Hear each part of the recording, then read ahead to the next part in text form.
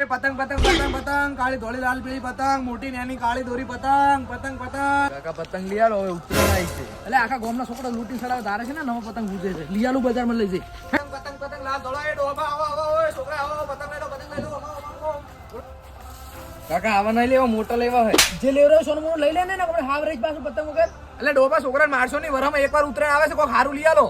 એવું નહીં ભાઈ આ ખોટા ખર્ચા ના કરાય એના માટે. બાકી આમ તો મારો લાડક હોય બાકી જે જોવે લઈ આવો. બોલ તાર શું જોવે છે? 2000 વાળી ફિરકી અને 2 કોડી પતંગ અને એક મોટું પતંગ. લે 2000 વાળી ફિરકી